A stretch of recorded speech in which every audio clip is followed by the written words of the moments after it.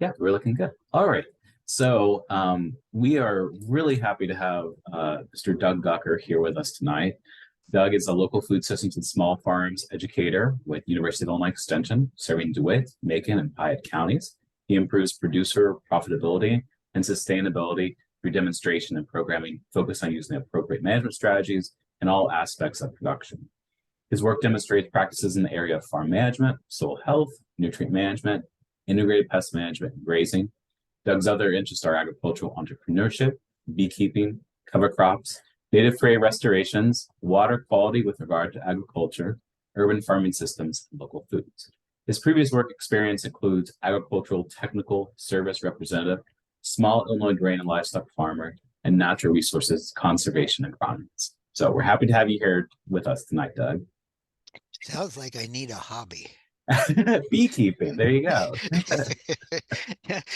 Well, thank you, Grant. And I just want to, as we get started, say that this is an overview of grazing, because obviously in 1 hour, I cannot do the specifics of grazing the justice they need. I've been to workshops that lasted 2 full days, and they were considered overviews of grazing. So with that, I'll get started. So what is grazing? Grazing is allowing livestock to directly consume the growing forage. Forage is grasses, legumes, and forbs. Forbs are broadleaves. In a pasture, at a simpler scale, it's harvesting forage by animal instead of machines. Grazing provides good nutrition and other benefits to the animal that's grazing, and it can lead to more productive forage growth. However, grazing requires management. You need to manage the forage. Are they consuming it evenly, or are you getting overgrazed spots where they're grazing it down to the ground? Or are you having areas that are undergrazed, and you begin to notice in June and July that it's going to seed, it's getting stemmy and brown, and the animals aren't even going to those areas to feed. The other thing we need to manage is the animals. How are they looking? Their condition. How are they looking? Nice shiny coats, bright eyes. They seem to be moving well, paying attention.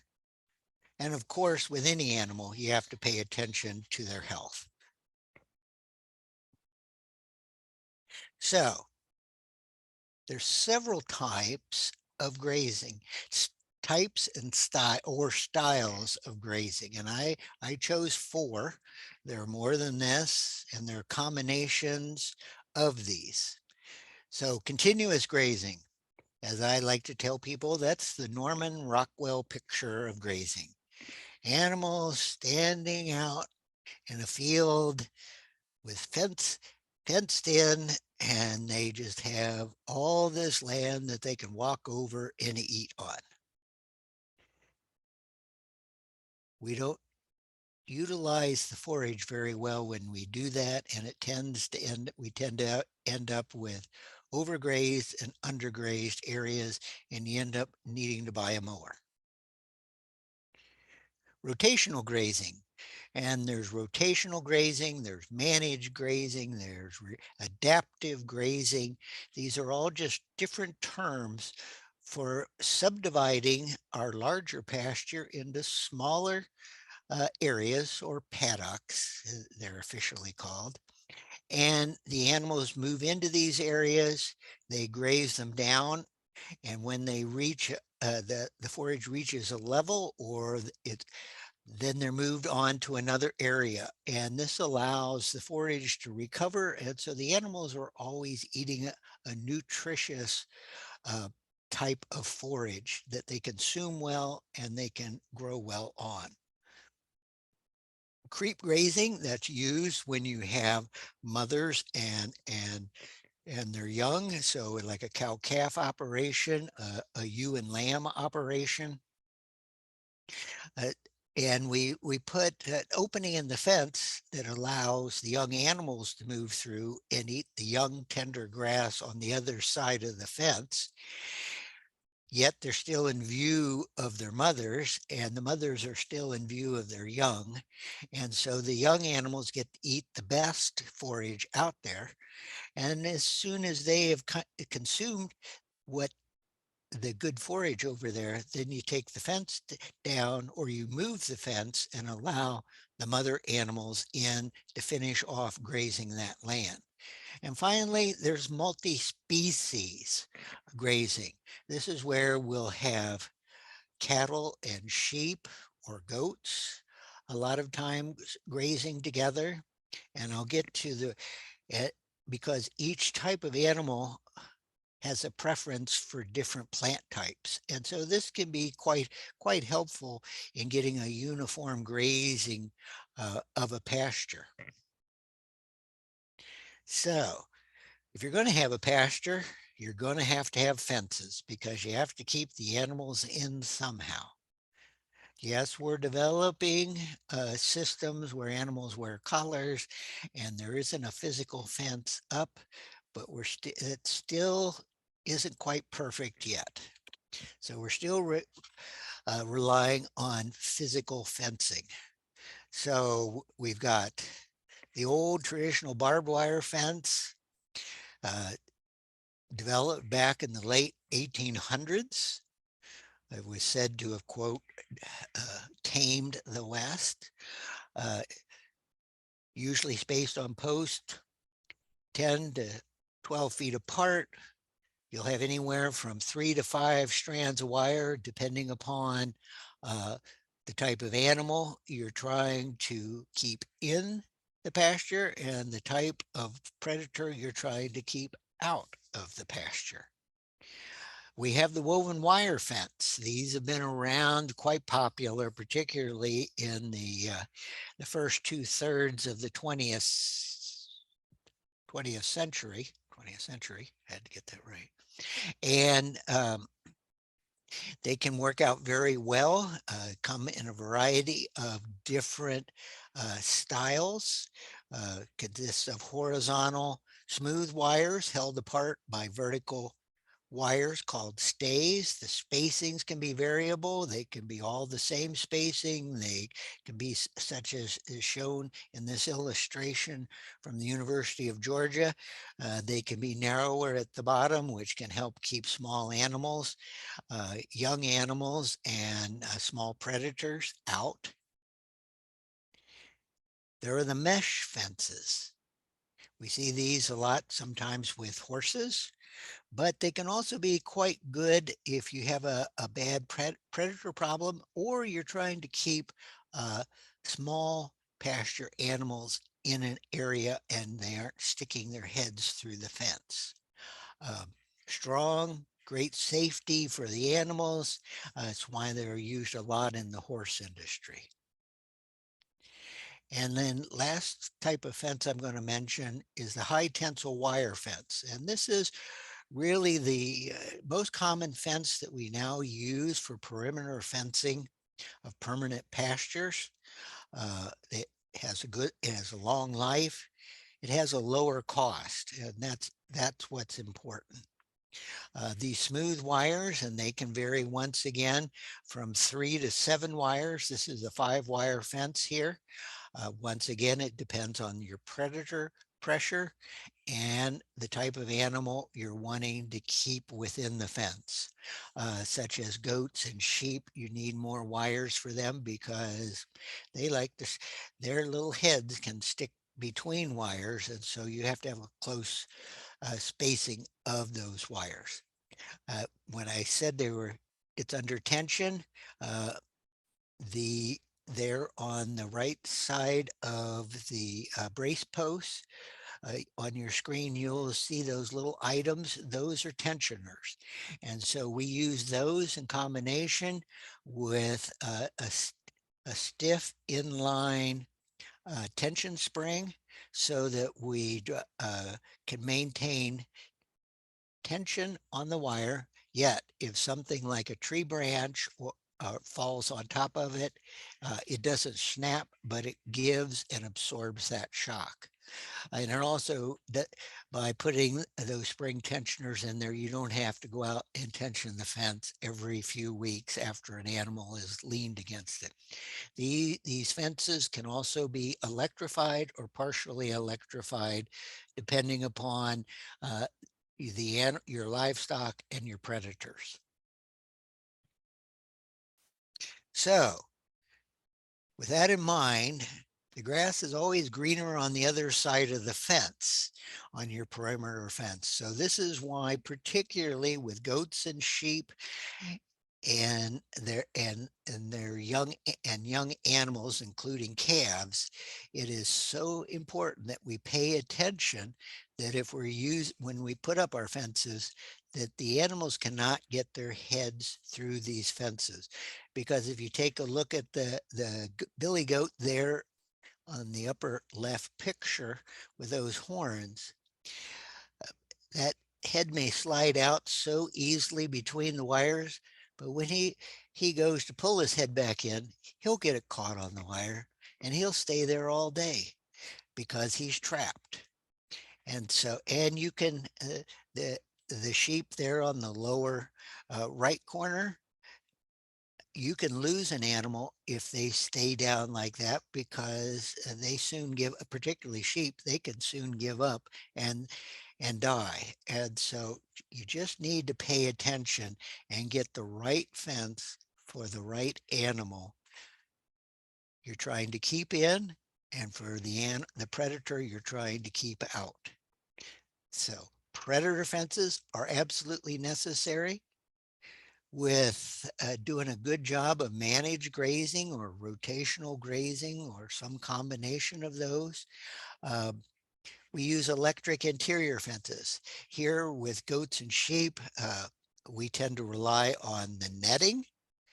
Now, however, for cattle, a single strand of electrified wire does a magnificent job, and we'll keep those animals within their section of the pasture just fine, and they're trained to it. They don't test it. It works amazingly well, and you just use step-in posts, very quick to move, and away you go. So now, some considerations. You've got to think about the fence. Now, that piece of land is your pasture or going to be your pasture or could be your pasture, you have some things that you're going to need to be thinking about, inquiring about, and looking for. If you have a new pasture, you're going to have to decide what species you're going to plant. You're going to have to buy quality seed. There's going to have to be some site preparation, whether it's no-till planted or whether it's planted by tillage, using tillage and then drilling using a conventional drill or broadcasting and incorporating. There's going to have to be some type of site preparation. For no-till, that would mean you're going to have to kill the existing vegetation. And for site preparation, and for the more conventional style, that means there's going to have to be some kind of tillage, and then planting. And we always want to make sure that we have a vegetation free planting area, whether it's no-till or whether it's conventional. We don't want there to be anything growing, if at all possible, in that space when we're trying to get those new small seeded plants established. Finally, with a new pasture, you get it planted, your work is not over. You're still going to have to nurse that young pasture along, keep any broadleaf weeds that may be competing with it, keep them mowed down, because that pasture is going to need 4 weeks. New pasture is going to require a minimum of 4 weeks of growth. The grass needs to get at least 6 inches tall before you can turn animals in there, because once again, if you turn them in when the plants are young, they'll trample them, they'll kill them, and you'll have wasted a lot of time and money. Finally, on a new pasture, what does your fencing look like? Do you have old fencing? Do you have to put in new fencing? And what type of water sources are available? If you're taking over an old or established pasture, or a land that was once used as a pasture, you're going to have to go out there and visually uh, walk over the land or cross over the land and catalog all the different plants you have out there, because you're going to have desirable plants, you're going to have undesirable plants, and you may have poisonous plants. And you need to know this before you turn animals in there, and that'll help you develop a plan. If there is fencing around this old pasture, what condition is it? Will it keep an animal in, and will it keep a predator out? Uh, you need to look at that. And then the watering system. What is available for water for those animals? Is it on site? Are you going to have to carry it there? That needs to be looked at as well. That with this old or established pasture you're thinking about using, you're going to probably have to develop some kind of a renovation plan. There may be thin areas. There may be areas that are weedy. And weedy, I mean, this could be with scrub kind of brush in there, such as young trees, brambles, a variety. The birds do a great job planting a variety of things if we leave the land fallow. So you need to, once again, when you're out there cataloging, take a look at this, and then you're going to have to decide on how you're going to remove these undesirable plants. You're going to do it chemically. You're going to bring goats in. What are you going to do? You need to get this in mind before you ever put an animal out there.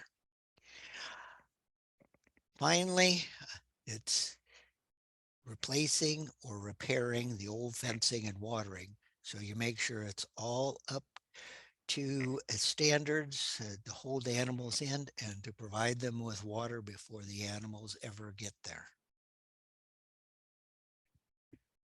Poisonous plants. We do have them in Illinois. We have white snakeroot, but we also have poison hemlock.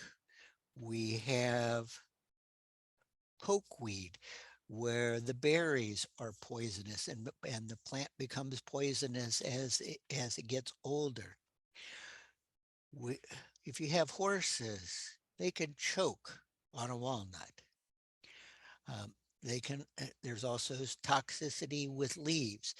Most of the time when we have problems with poisonous plants is we haven't been managing the pasture well, or there isn't enough pasture for the animals and they're starving, and so they're just going to eat anything that is green or appears to be green.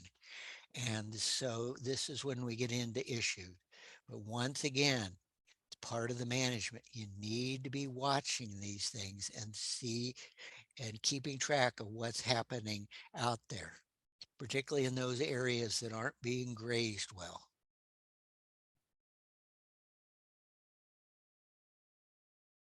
So we gotta have the land, whether it's going to be a new pasture, an old pasture that we're going to be grazing in. We need to take a soil test. We need to know what's going on out there in the soil. Is the soil actually going to be able to sustain the plants? Yes, once we turn the animals out there, there will be a recycling of uh, their waste. But if the grass or the forage is not growing well to start with, your expectations on what the pasture will be able to supply will not live up to your expectations. pH, we want a minimum of 6 for grasses. For legumes, a grass legume mix, 6.5. 6.7 for alfalfa, and that's particularly if we're trying to interseed alfalfa into a grass stand. It needs that to get off and going well. Once it's established, 6.5 is fine for an established alfalfa grass mix. Uh, we need to have the optimum phosphorus test and the optimum K test. The good news is that when you take soil samples uh, and you send them to a lab, all labs will ask you uh, what this what this land is going to be used for. Is it going to be used for crops? Is it going to be used for forage, vegetables, etc.? You want to put down it's going to be used for a pasture or forage, and that way they will tailor the recommendations for the proper pH, P, and K that are needed for that land, because there's different requirements depending on what's growing there. So you got this land, you've gone out and you've determined what's growing out there. Now, does that match with what you're planning on putting out there to graze? Uh, we have animals that are considered grazers, such as horses, uh, cattle. They really like to eat grass, maybe a little legumes, browse, I'm talking about woody plants. They're not interested in it all. In fact, they will eat those only out of desperation. Browsers, those are the goats, deer, uh, that group of animals. They love stemmy, high lignin type of plant material to feed on.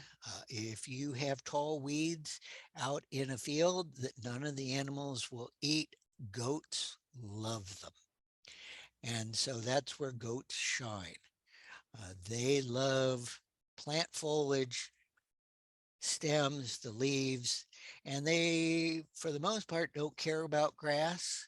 But we have a few goat breeds, such as the Boer goats. They've been developed to graze on grass. So know what your animal is before you put them out there. And then there are the intermediates. And this is sheep. Sheep are kind of the intermediates. Uh, they like grass. They like forbs. They like they like that variety. Browse, not as much. So they're fall in that group. All right. So you've decided you're going to do some planting, whether you're going to be renovating the old pasture or planting a new pasture. So when's the time to do that? Well, it kind of depends where you are in the state of Illinois. Spring seedings in the northern part of the state uh, are preferred typically. And it's early spring.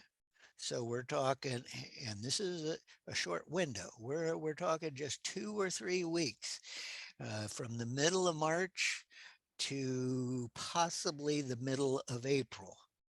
So once again, it'll depend on what Mother Nature gives us. Late seedings can also work, but only if the soils have moisture.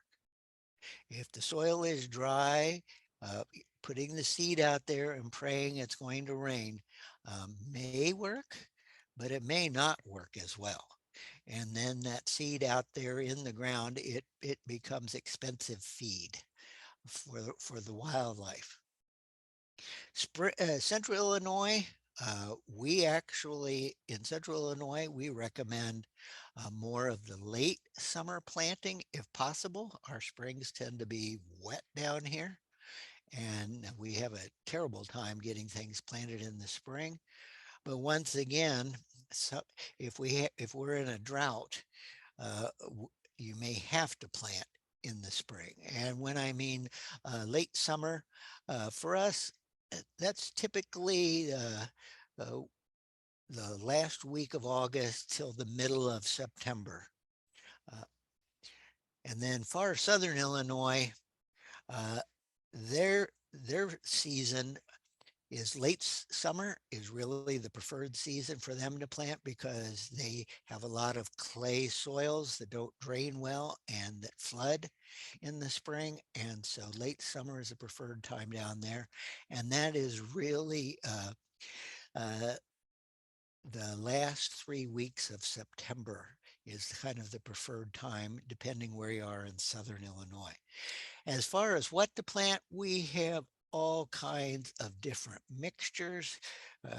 Whether you're now, if you're going to have a horse pasture, bluegrass, and creeping white clover, because horses are notorious close grazers, and both those species can tolerate the close grazing. Even if you move them, they are still going to graze low. That's just the way the animal is.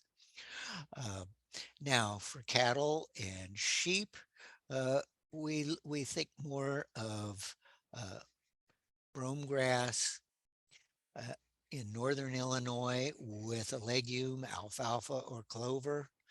Uh, we typically say we use alfalfa on our well-drained soils, and our soils that may not drain quite as well, that's where clover will shine.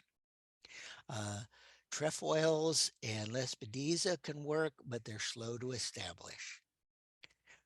Poorly drained soils, things change. We tend to look at Alsike clover. It can tolerate water. One of the improved reed grass, reed canary grass, they're low in alkaloids are good. Tall fescue, but the new novel endophyte fescue, not old Kentucky 31 that's cheap because it has endophytes which cause premature abortion in cattle and horses and can possibly be a problem in sheep and goats, but not to the extent of cattle and horses. So we have all kinds of things out there. And for droughty soils, alfalfa and tall fescue work really well. Alfalfa loves dry. It just needs moisture to get started. Pasture species, as I've alluded to, sheep and goats, they love diversity in their forage. Goats like a lot of diversity or prefer it. Sheep, they like to have a mixture of grass and broadleaves and possibly brassicas as well in there. Cattle, they like grass legume mix, but also they will eat the brassicas too. Cool season grasses with a forb, that's kind of our standby for the state and for a permanent pasture. So we'll have the alfalfa and clover. Uh, Tall fescue tends to be in the southern 40% of Illinois. That gets into the fescue belt. And for there, we talk about using the new improved fescues, and we have special management programs. If you have the old Kentucky 31 out there, there are ways to manage that with cattle and horses as well. It just takes a different style of management, and that can be handled as well. Orchard grass or brome grass are typical go-to cool season grasses for the northern 2/3 of the state. Red clover or alfalfa are the go-to legumes, unless it's poorly drained areas. We have supplemental forages. Uh, Say you know you have a droughty spot. That may be where, and nothing particularly grows there very well, but in the spring, it's always greens up because there's moisture. This may be a place where you want to put something like a pearl millet, a sorghum Sudan grass, something in there that will be green and growing during the heat of the summer. We're using a lot now of small grains and brassicas such as turnips and radish, planted it in the fall in possibly land that's adjoining the pasture. Uh, so to provide supplemental feed through the winter, because uh, the brassicas grow extremely fast in the fall. Give them 6 weeks of growth, and they're ready. They're ready to provide enough food for 2 months. And the small grains green up extremely early in the spring, and you have a lush early forage before your main pastures green up. Browse. If you've got a lot of trees and shrubs and scrub in there, goats. Now, if you have an established pasture and it may be all grass and you're wanting to get some legumes in there because they provide nitrogen for the grass, as well as have a little higher protein for your livestock when they're grazing, frost seeding quite works quite well.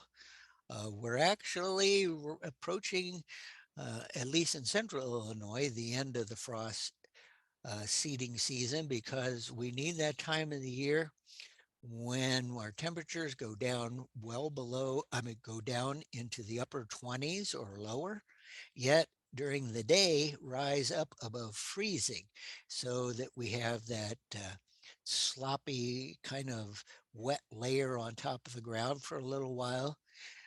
We go out, we use a broadcast seeder.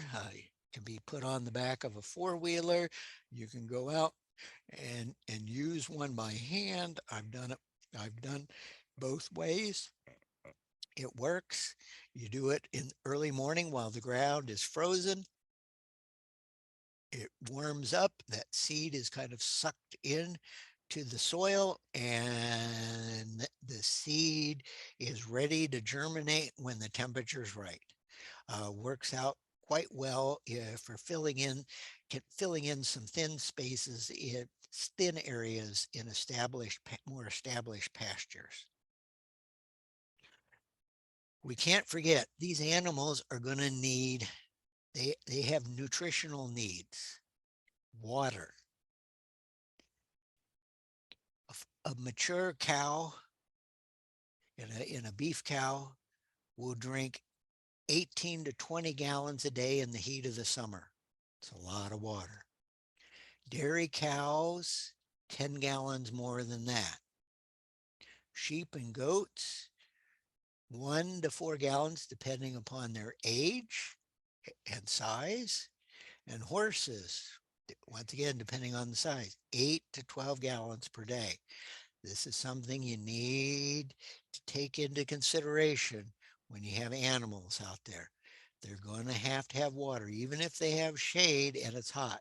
They're going to need the water because they're going to be panting, they're going to be sweating, they're going to need that water.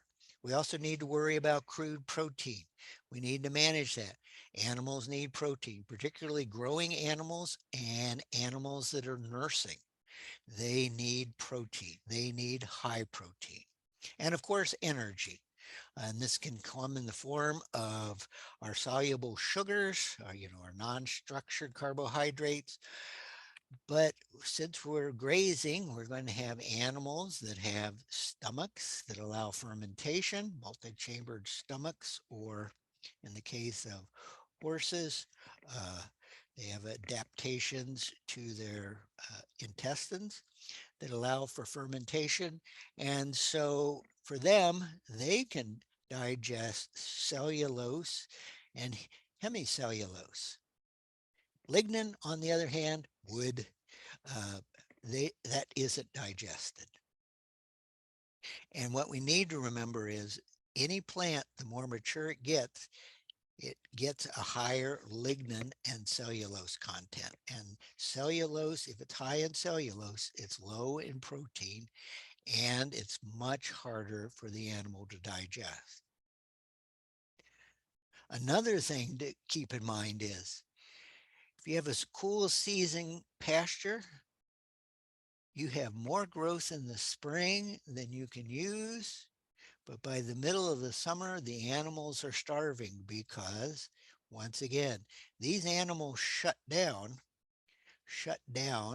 I mean, not these animals, these plants shut down typically when the temperature reaches 90 degrees.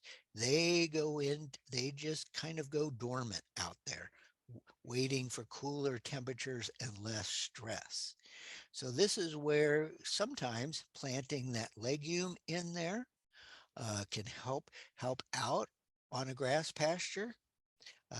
This is where alfalfa shines because it's deep rooted and will continue to grow. This is where sometimes people will interseed something or sometimes have a warm season annual grasses mixed in or in a portion of the pasture. Say the place where the animals were kept during the winter time when they were fed and it's kind of a sacrifice area. This could be an area that in the spring, when you turn the animals out into the permanent pasture, that you could reseed to something like a sorghum sudan grass, a millet. Uh, it could even be for short rotation. It could even be a turnip or radish, although they don't take the heat particularly well. Fall of the year, sometimes, the pastures, particularly a cool season pasture, it still isn't up to the same ability as it was in the early spring, but it's recovering. This could be a time when, once again, if you have that sacrifice area, that you go in and seed that to spring oats and radish or spring oats and turnips. Keep the animals out of it until it gets established, and then you can turn them into that and they can feed on that and give your pasture some rest in September and October, and then turn the animals back out again in November. We have all kinds of different things we can do. Growing and maturity. If you notice on grasses, we want to have the animals grazing before they begin to head out. We definitely want them in there before you see seed heads. When you see seed heads, that is when the digestibility goes way down and the animals look for other things to eat. For our legumes, the key thing with them, because they're typically higher in protein, is that we want to get them, we want to have be grazing them before they get into full bloom, because when they reach full bloom and they have more stem, which once again is harder to digest, and fewer leaves, which is where the protein is. And so you've got this tall leggy plant, but once again the animals are only eating the top of it and they're trampling the rest of it down. Continuous and rotational grazing or managed grazing. Yes, you can turn the animals out there. That's the lower line, that solid line, and it's fine, but you're only going to utilize about a third of the available forage out there.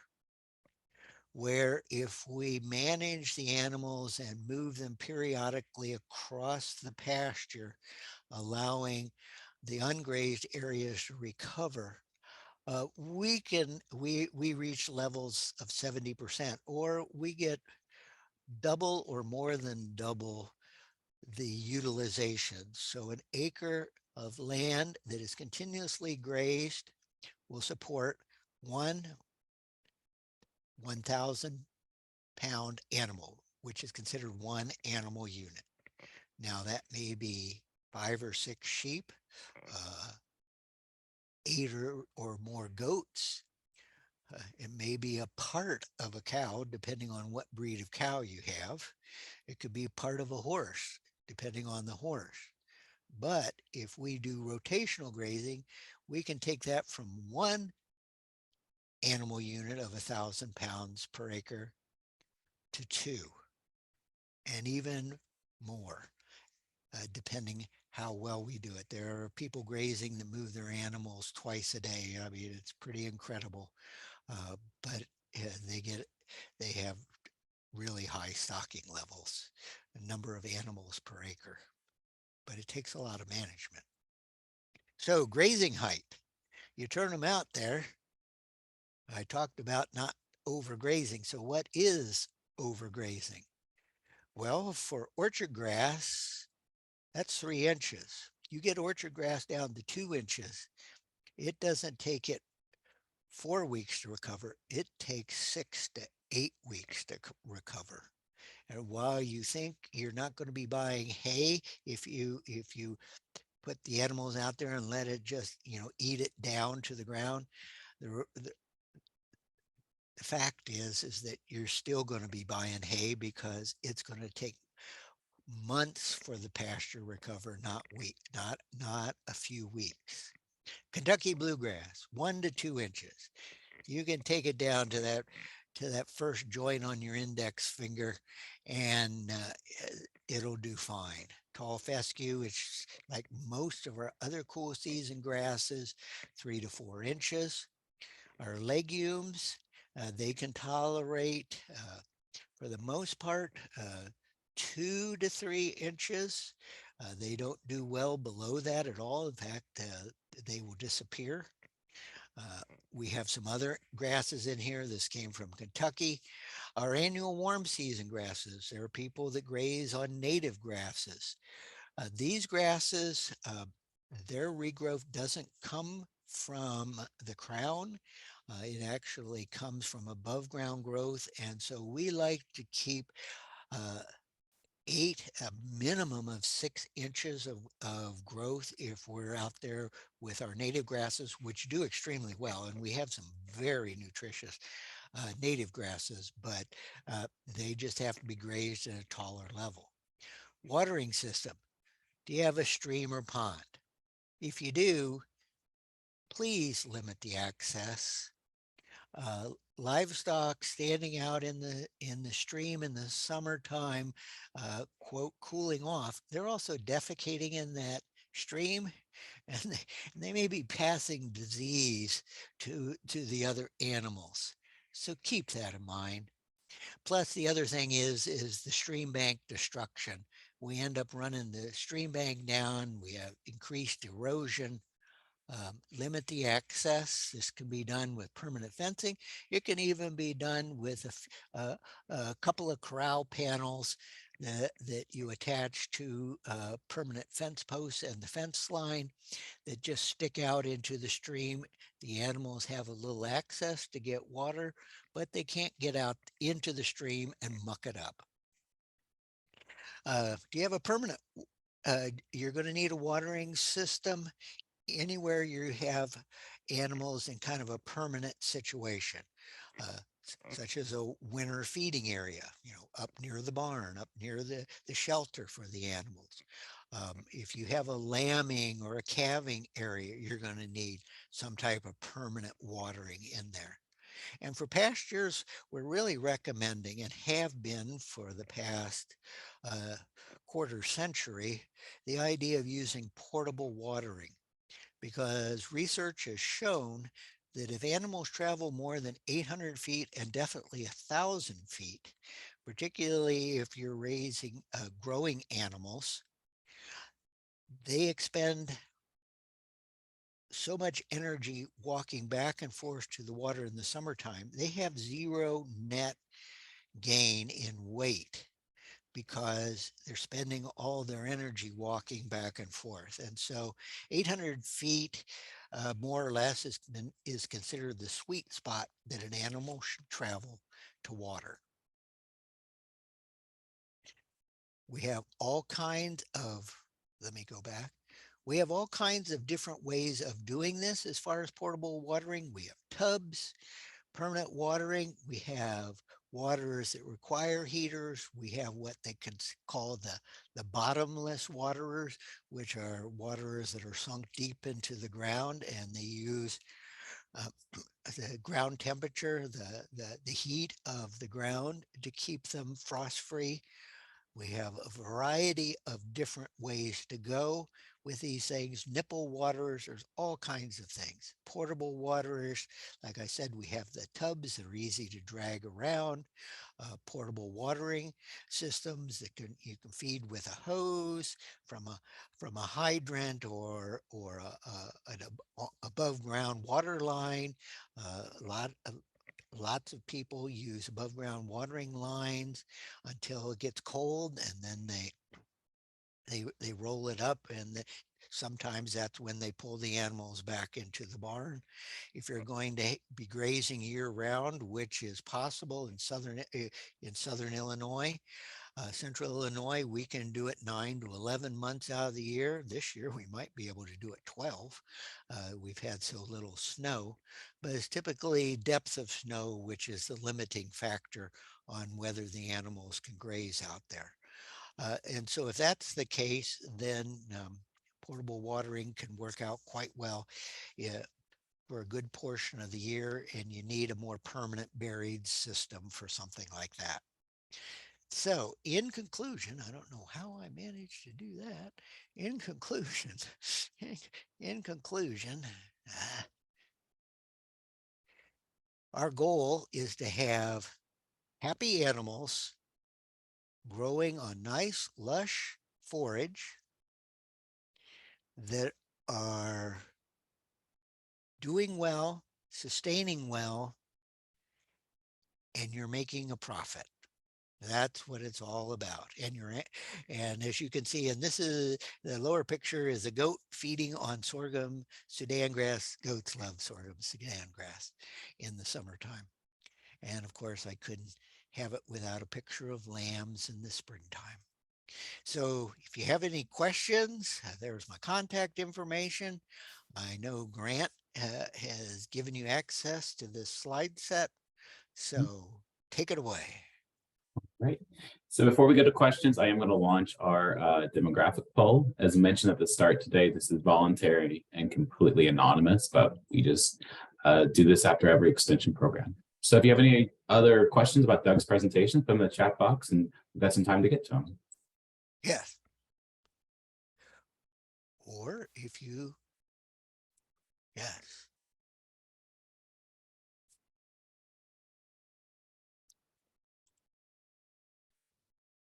Oh, Nikki's on. Okay.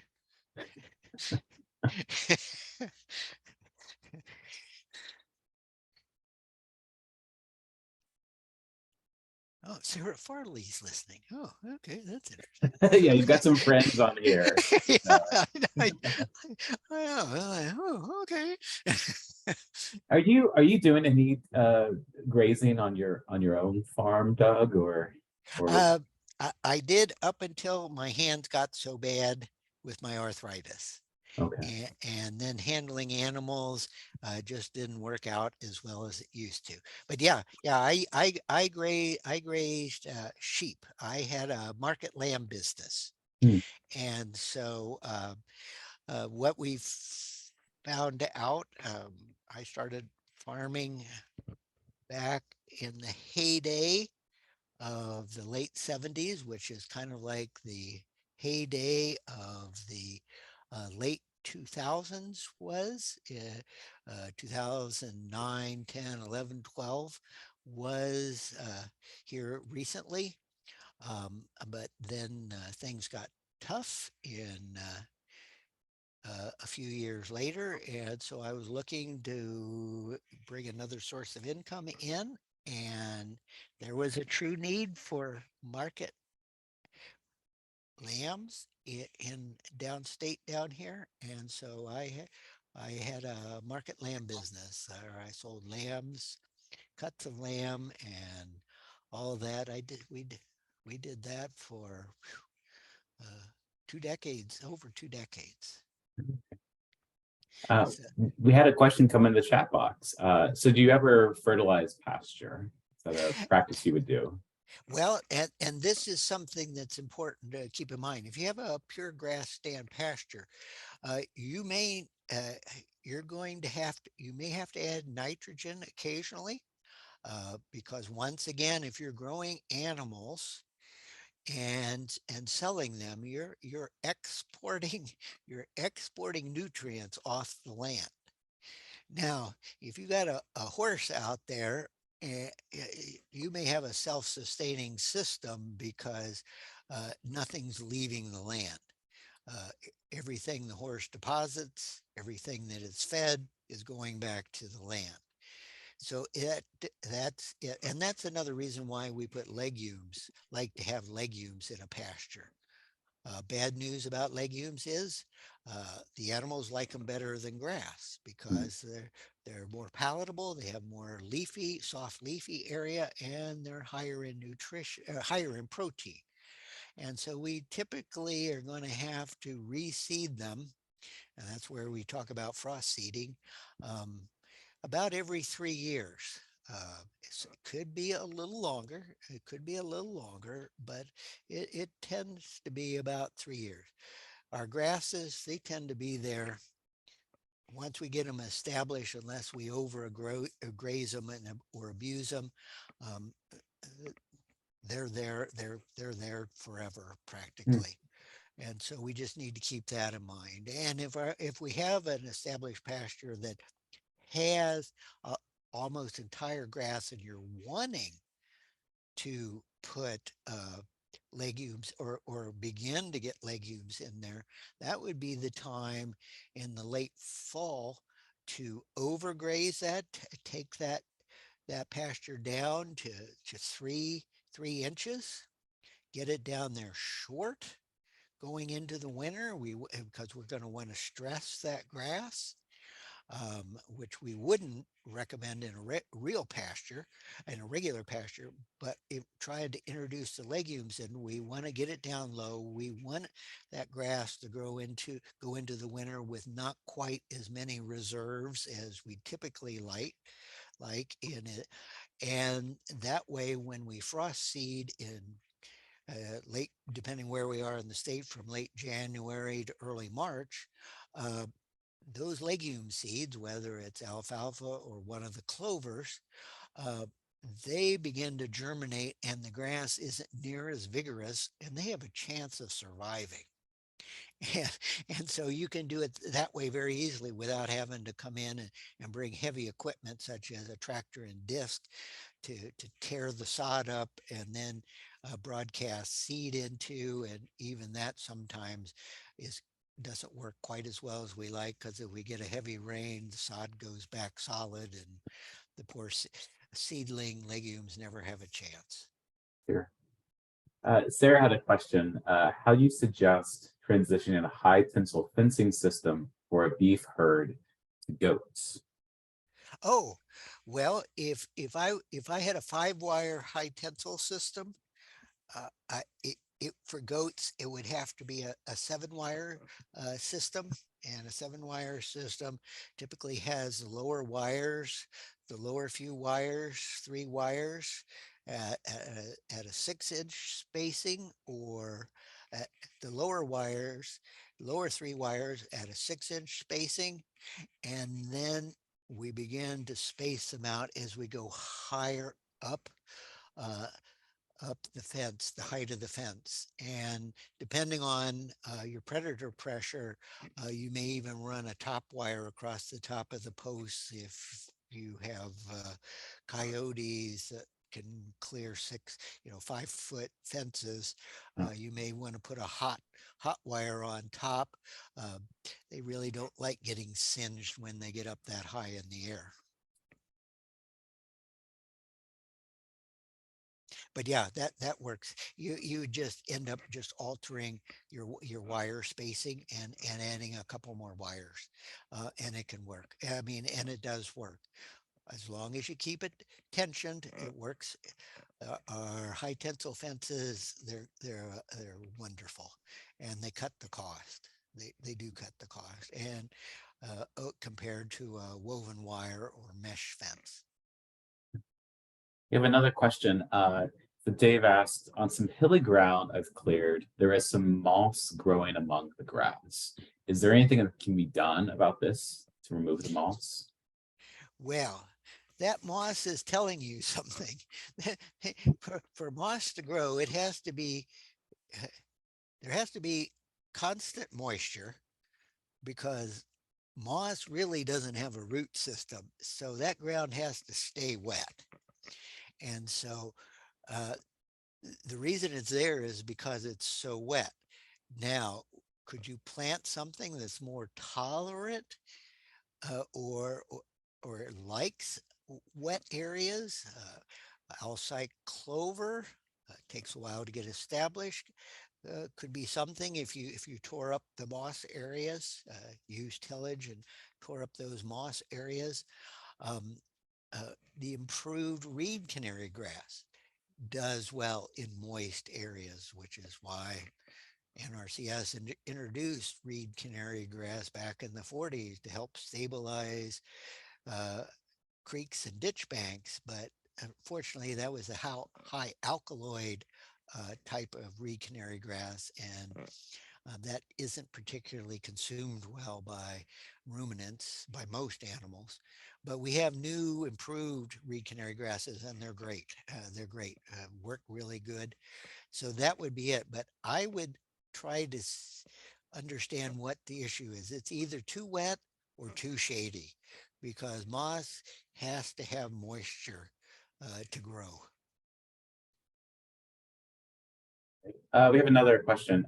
What about co-grazing species? Do you Oh, wait? oh, Let me do the question again.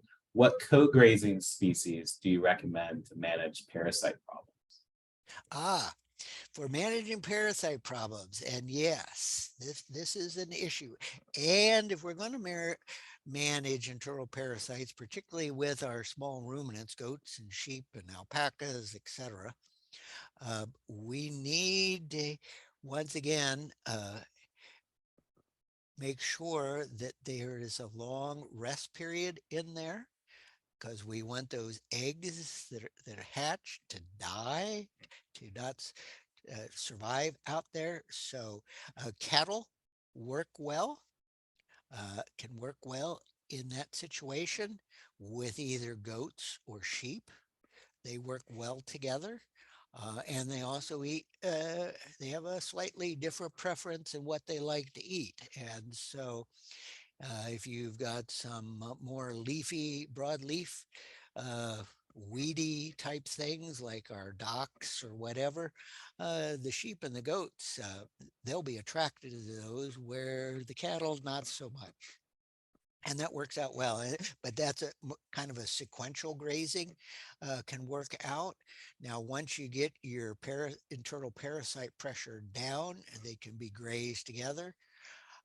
But once again, it takes management if you're going to graze together to make sure one species isn't overgrazing a particular uh, a forage out there in the pasture. So just requires a little bit, it requires extra management, but it can work out really well with either grazing together or grazing them one following the other, but always have a rest period in there.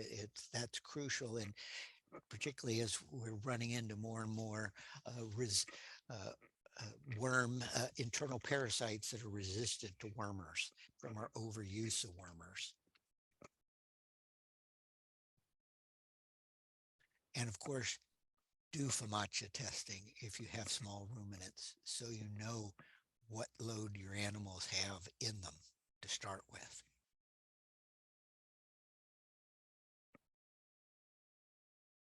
Doug, I don't see any more questions in our chat box. We've had a good range of questions to put you on the spot with. So, yeah, yeah, and I I know. know how it is, right? That's right. It wouldn't be that's why we're in extension. That's why. We love the hot seat. Uh-huh. Well, we thank you for joining us tonight, Doug, with your great presentation. And thank you all for being with us tonight as well. As mentioned, I will upload it to our YouTube channel. We will share that link with you. And then we will also send you a link promoting next month's webinar on meat goat production on Thursday, March 16th with Sarah Farley. So with that, have a great night. Be safe out there. For those that are still dealing with electricity issues, we hope your Oh, electricity can be restarted much sooner than later. So, I great night. agree.